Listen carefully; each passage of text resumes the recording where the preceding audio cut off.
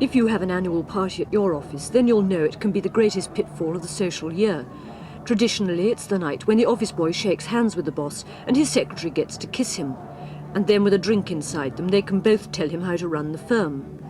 But it's sometimes a party with a 12-month hangover, and the next day it really is important to remember what you said to whom the night before. Whether you think it's a good idea or all a terrible mistake, either way you'll probably turn up. Heads are counted and nobody wants to be called Scrooge. And all this begins long before the night.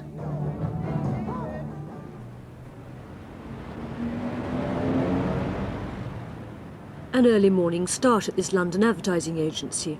Their office party is still 3 weeks off, but they're already planning the campaign, with the same concentrated flair they give to pushing their accounts, which range from the Tory party poster campaign to selling the Bible as a weekly magazine. If you're in the persuasion business, you start first on your own image. 5 years ago, the firm, old established if slightly dull, reshaped itself into the dynamic team it is today. There's a turnover now of more than £3 million a year from polishing images, still under the eye of Samson Clark, their founder.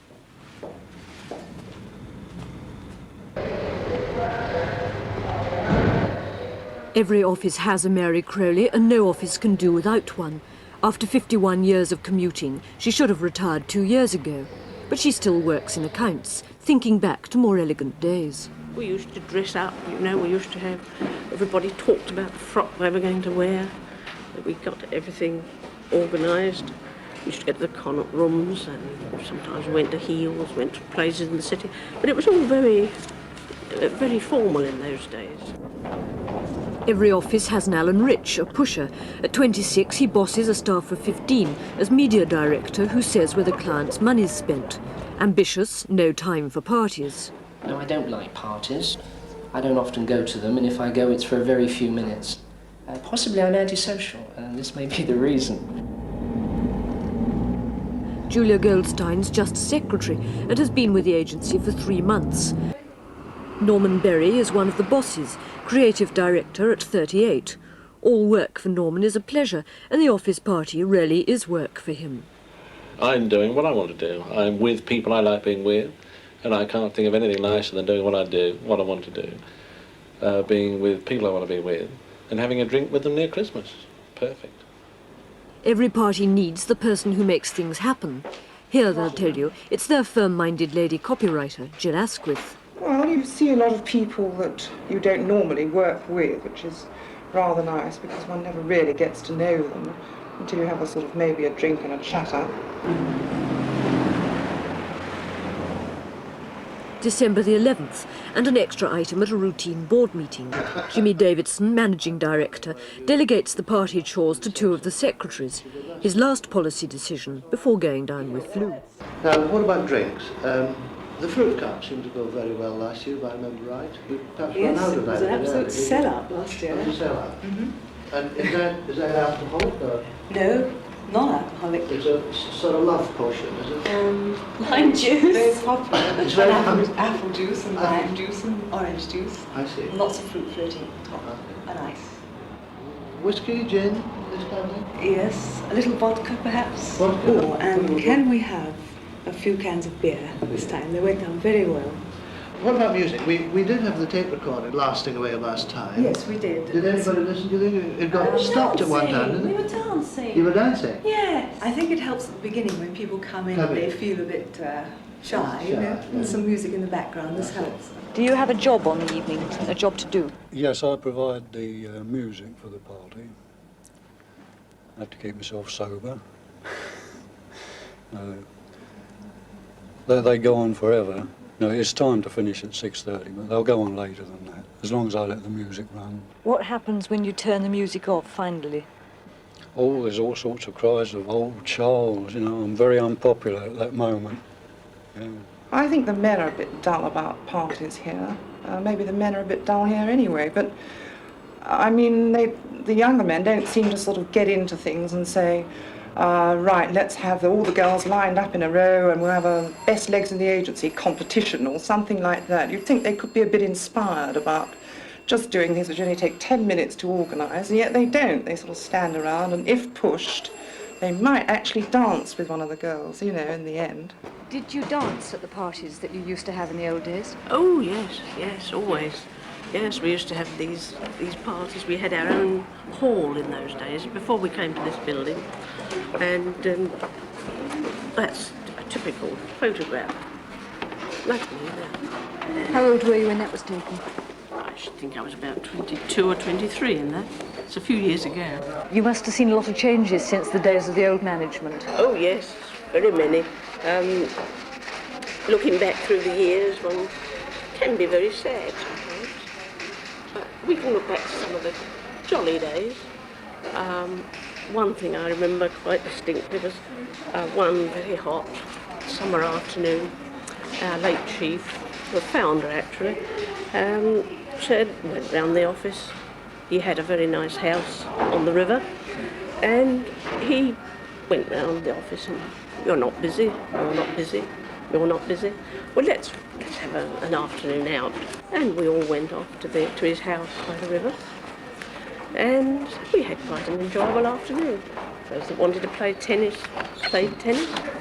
Those that wanted to go on the river went on the river. It was really a thoroughly enjoyable afternoon. And I mean, we did work hard in those days. We used to work hard, but we had all these little things in amongst that made life possible, made it much more enjoyable. Alan Richards' office? Who's calling, please? Could you hold the line, please? Hello? Yes? Bless you, put it through.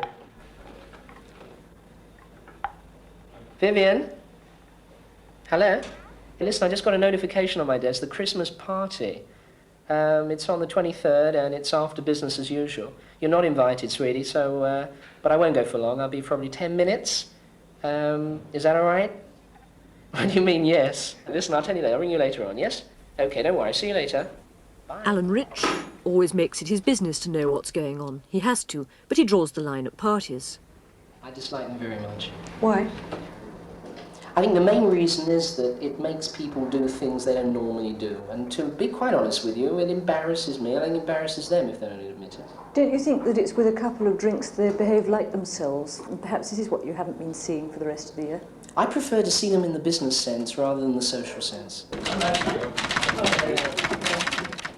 Julia Goldstein joined an advertising agency for the relaxed atmosphere, then found herself working for two bosses. Could you try and get me a table for two at Antoine's? Yes. 1 o'clock today, please. Yes, right. And if they can make it the ground floor, that'll be great.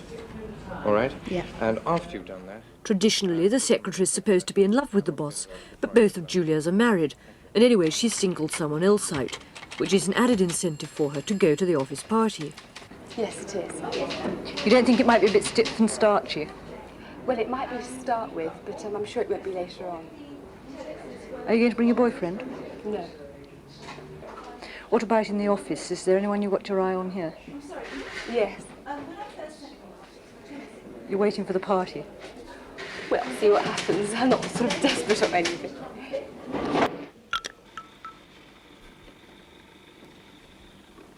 Norman Berry, a boss, has no problems explaining to his wife Sonia about the office party. It's supposed to be the night when wives sit and wonder what's going on, but Sonia knows only too well.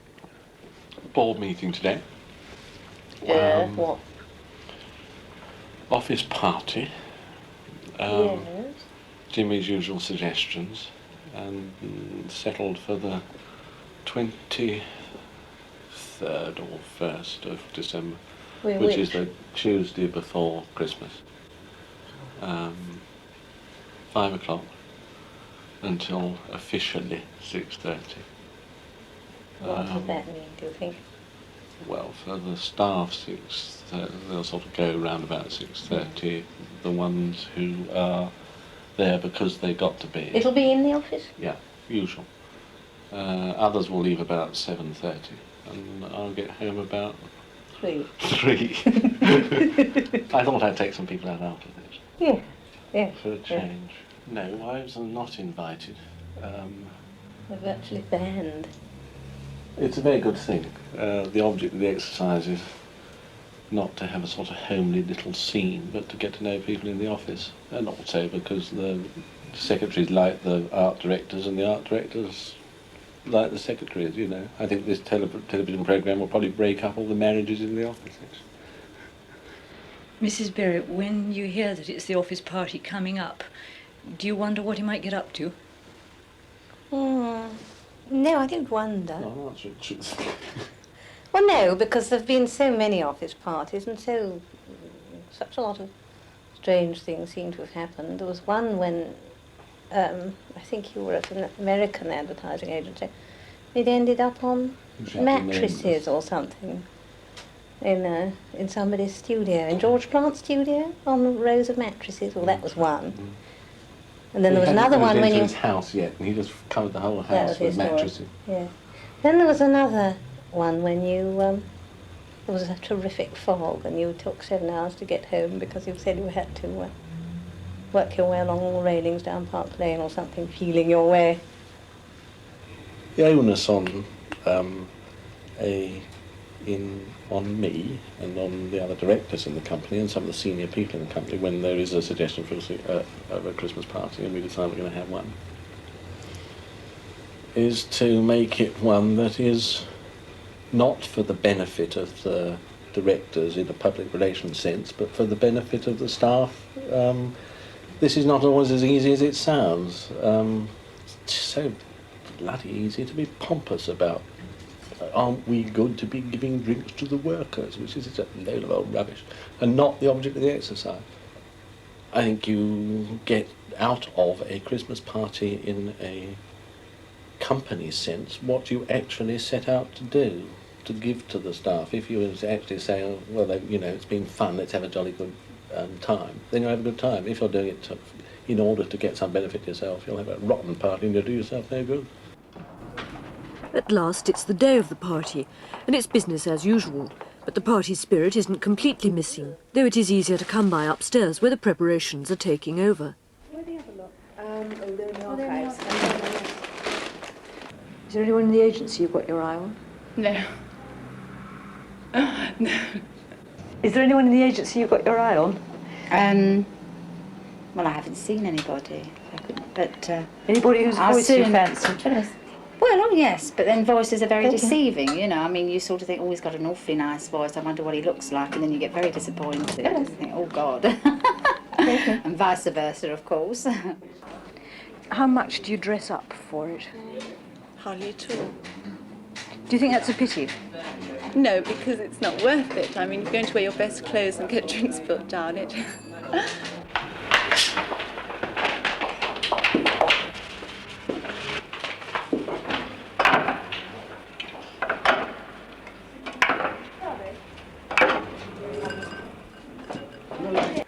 It's 4:30 and half an hour before the party's due to start.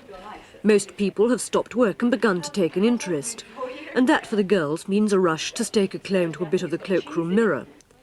They may have come to an agreement that it's not an occasion for a new dress, but money spent on a set of eyelashes will always pay dividends in the office beauty stakes. The game is called making the most of what you've got. Did you enjoy yourself? Yes, you? Yeah. Are you going to wear any makeup, Miss Crowley? I think you should. Oh, eyeshadow.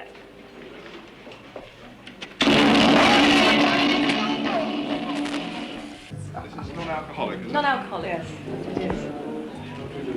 Hello, Mr. Gordon. Hello. Here we are with the sausages. The sausages. Where's your heater? Stick to gin, I think. I'll go and ask him, I think. Well, you stay just where you are. 5 o'clock on the dot. Miss Crowley and her friend from Wages are the first to arrive. Do you share as well? Or is No, I'd like gin, whiskey ginger ale, please, if I may. Or just whiskey and ice. Oh, not as much as that. No, that's sherry. Oh, that's sherry. Have a heart. Always make the first one a good one. You know how to be first.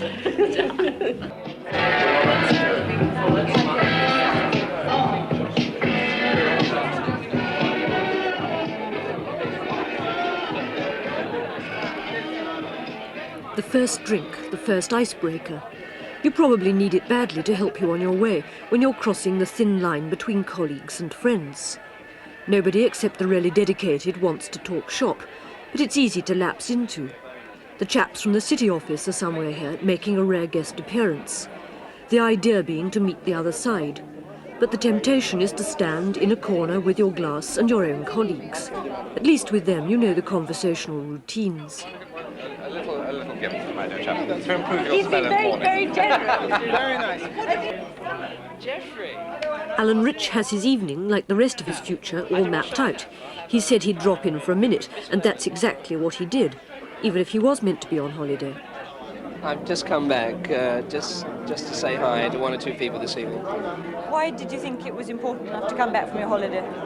It's a good question. In fact, I was in town. It was just kind of convenient, so out of politeness, I've come in for a few minutes this evening. My wife's waiting downstairs, so we're just ready to go off after I've had this. Alan allows himself his regulation bitter lemon. He's not a man who likes to waste time.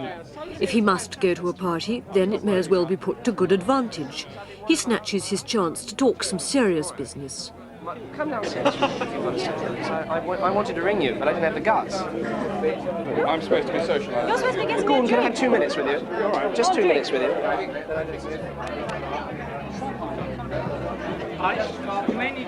The second drink. Sorry? What is it? Ice? Norman Berry has taken his place alongside the other directors behind the bar. It makes it easier to meet everyone and difficult for them, by the width of the table, to pin you in a corner. Same time we ever actually really speak as parties. Hello. How are you? You, I remember. Now I remember. Do you want a drink?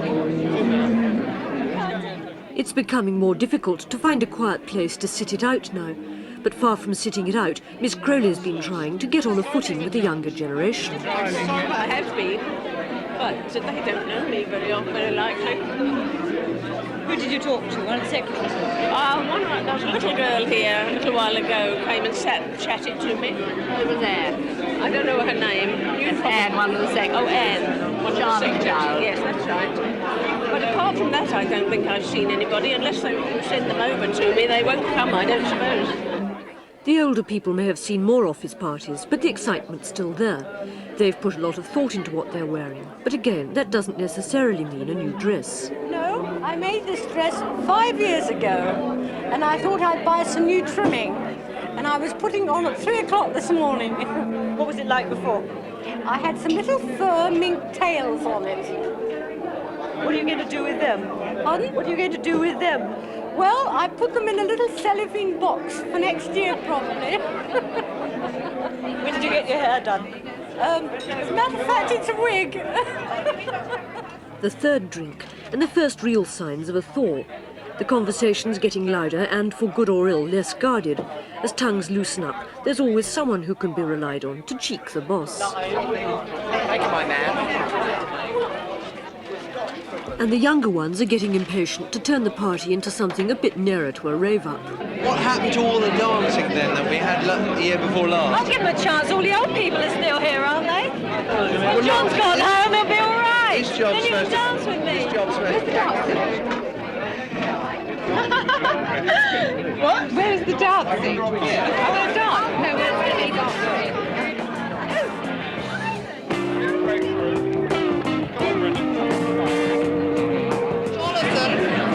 That young man with the red hair. Aren't you going to start dancing?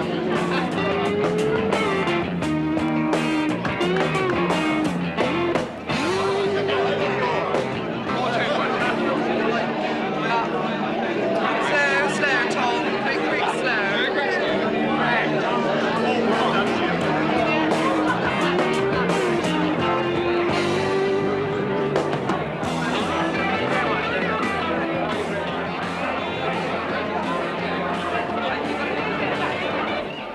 The fourth drink and the first casualties.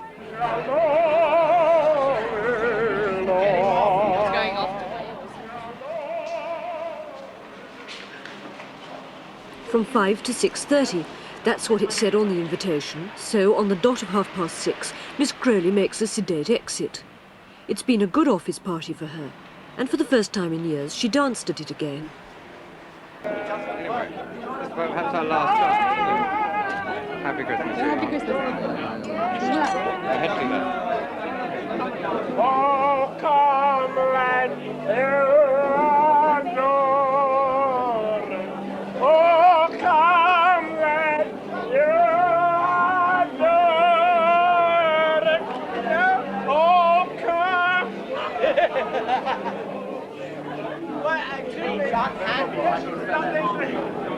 Aren't you staying to the end of the party, Julie? No, I can't because Michael's come for me, so I've got to go, unfortunately. You wanted to stay on, did you? Yes, it's very, very good. I've enjoyed myself.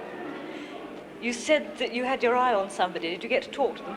Oh, yes, of course I spoke to them, yes. Did you have any luck? Oh, no. Never mind. I didn't really. I don't mind. Who was it? Who was it? Oh, he's just one of the county execs. Now you're going down to meet Michael? Yes, now I'm going down to meet Michael. He can't come up because he's got the flu, otherwise he would have joined in as well. Thanks very much. Okay, bye.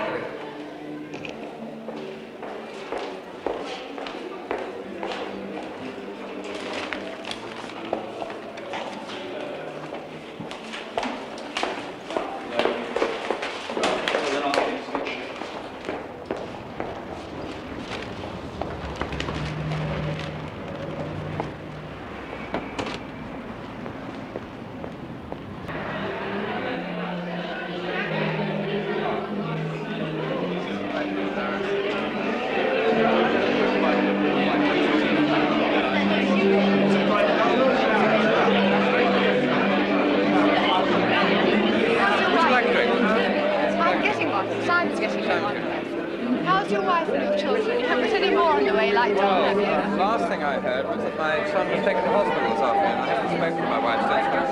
I think he shut his hand in a door or something. He's had to have a couple of stitches in it. So he's rushed off. So I'm going to phone her in a minute as soon as I get a moment and see how he is. So I'm bringing him up tomorrow to the office. So he'll no doubt be bandaged up to What we need is a great big amazing pot, big enough to take the world and all it's got, and keep it stirring for it's all more. Turn out your big reapers on the shore.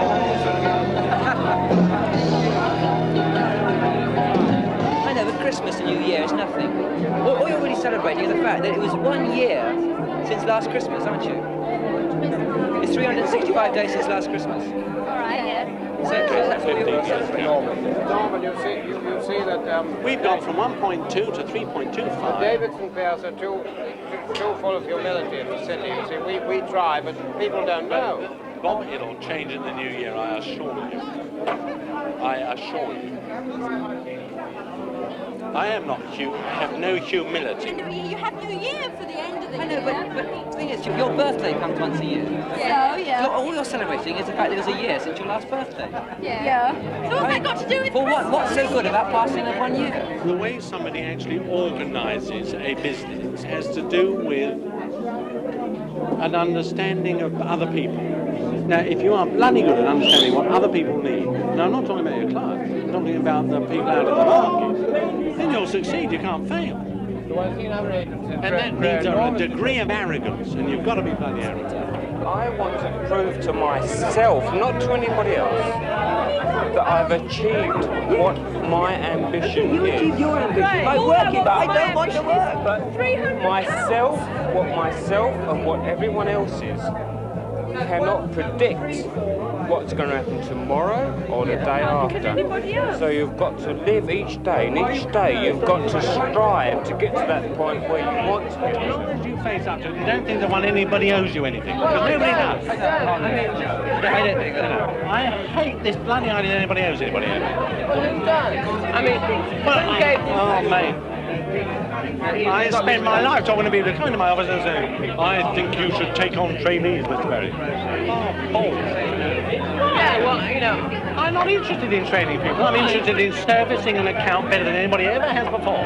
I want to train somebody. Because they might go to somebody else better than what you are. Name them. I don't know, but I do. There are. There aren't. Not here. Go to the States. We don't want to go to the States. We're in England. There is no advertising agency here now in London better than us.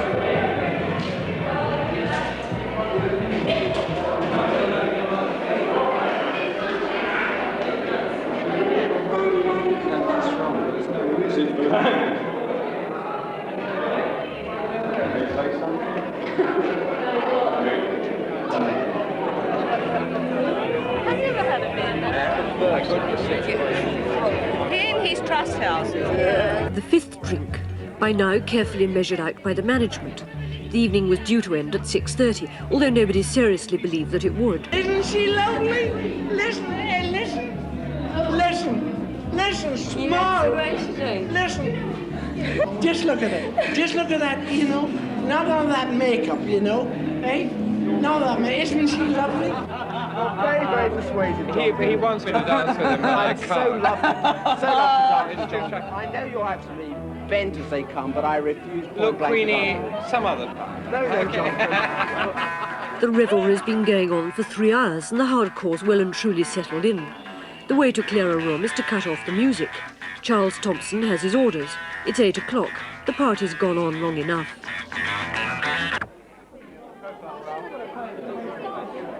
Is that the end of the evening then, Charles? I'm afraid that's it. On instructions. You had to be careful what you were drinking because of the tape recorder. I forgot all about it, quite honestly. Tape recorder or drink? I forgot all about the responsibility of this. All right. Come on, please. Come on, please. You ready? Come on, please. Well, it's all. The Queen. Come on, please. The Queen. Come on, John. Come on.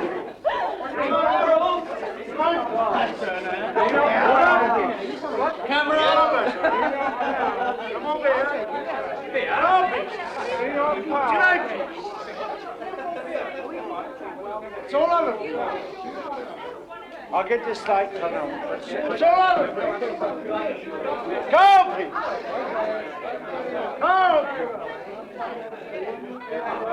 I knew it. Come on. Hurry up. People walk, fall or shuffle off into the night, but there are still a few faithfuls and bosses who stay on to help with the clearing up. Norman, has it been a good party for you? Yes. I haven't changed my mind on the original estimation of the whole thing. I'll pull you out, Michael. Do you think it's been a good party for the management? Yes, a very good party. Has it been a good party for the management? No, it's always helpful bloody management.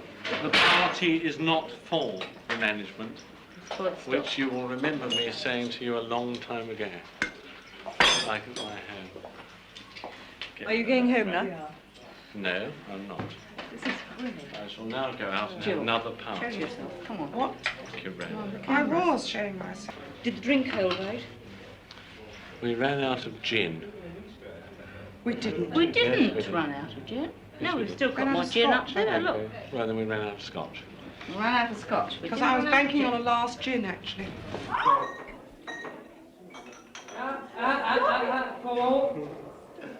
Pauline. Watch it.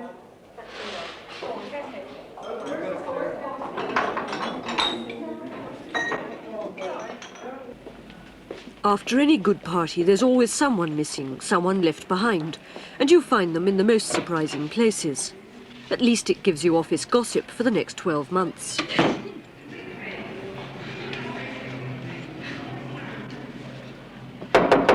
What's going on in there?